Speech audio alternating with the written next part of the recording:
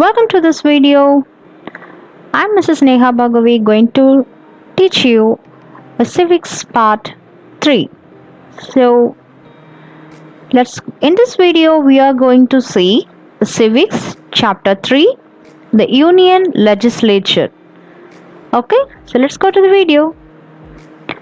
So this is a part 2 of this chapter, children. So hope you're all known about the part 1 of this. That means the introduction of this chapter. That is, what is the functions? What is the parliament? That is, parliament is a body of legislative elected members who form a part of the government. A country is run by its parliament. So traditionally there are 3 key functions according to the Union Parliament, that is the legislative functions, and then the executive functions, and then judiciary function. So in this chapter we just learn about the remaining portions of the chapter. That means the functions of the Union Legislature. So the responsibilities of the Parliament include the legislation, that means the makings and discussing issues of the national importance, passing the budget, holding the executive accountable. So let us look at 2 of the key responsibilities of the Parliament: the passing of laws and holding the executive accountable. So the first one, let us see the first one, the passing of the laws. The Parliament is a legislative organ of the government. The main function of the Parliament is thus to make new laws and revise or repeal or else cancel or revoke existing laws. And the law-making procedure in the Parliament, or the lawmaking process, starts with the introduction of a bill in either house of the Parliament. A bill is a draft of a proposed law presented to the Parliament for a consideration. A bill can become a law or an act only after it has been approved by both houses of the Parliament and the President of India. A bill has to pass through several stages before it becomes an act of a Parliament. At first, undergo 3 readings in each house of a Parliament. So the various stages through which a bill has to go before it becomes an act. The stages through which a bill goes before becoming an act. There are 5 stages, children. First one is the first reading. That means in this first reading, that means a minister or a member of either house of a Parliament introduces the bill. So no debate takes place in this stage. And the second one is the second reading. So in the second stage of reading, the bill and its underlying principles are discussed.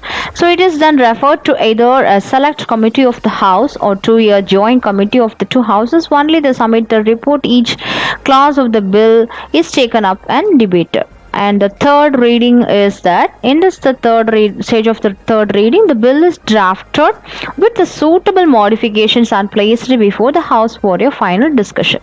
So the bill is then put to vote. If a simple majority present and voting approves of the bill, it is passed. The bill is then sent to the other house of the considerations. And the next one is once a bill is passed by both the houses of the Parliament, it is sent to the President of India for his or her approval. Okay, and the next one is the last step, that is once the bill is approved by the President of India, it becomes a law or an act of a Parliament. So these are all the 5 steps. That means once the bill goes before becoming an act: first reading, second reading, third reading, and then next one, fourth and fifth. Finally, the bill is approved by the President of India. It becomes a law or an act of Parliament. So these are all the steps. And the next one is the money bills and then ordinary bills.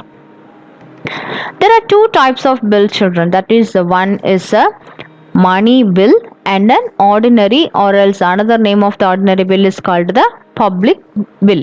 Okay, so a money bill generally deals with the issues such as the receipt and spending of money by the government. So examples include the taxes on the borrowing and the expenditure of the government, and other bills are called as the ordinary bills. So, an ordinary bill can be introduced in either house of the parliament. Any member of the parliament, either of the ruling party or else the opposition, may introduce an ordinary bill. Money bill, on the other hand, can be introduced only in the Lok Sabha by the member of the ruling party. So, the Rajya Sabha cannot make amendments in a money bill passed by the Lok Sabha. Okay. The next one is the evolution of the laws. The abolition of child marriage. Children, it is one of the major issue of particularly for the girls in the previous years. That means the child marriage is a social evil that has troubled India for a long time. So when the British came to India, they found girls as young as 5 or 6 years old were being married off.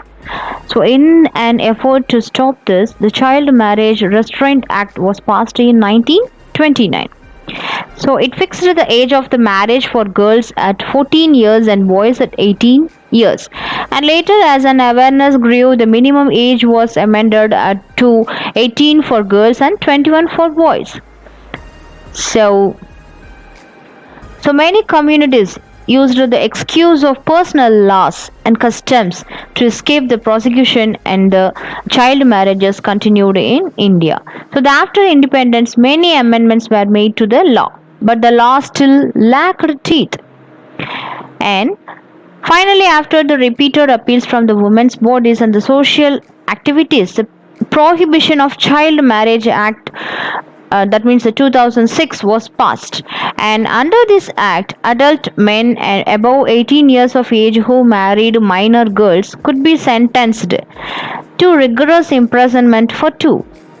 So it also allowed women to annul the marriage once they become adults. So after the marriage was annulled, the ex-husband had to pay the woman maintenance till she remarried. So next one is the accountability of the executive to the parliament. So in a parliamentary democracy, one of the most important functions of the legislature is to keep a check on the executive.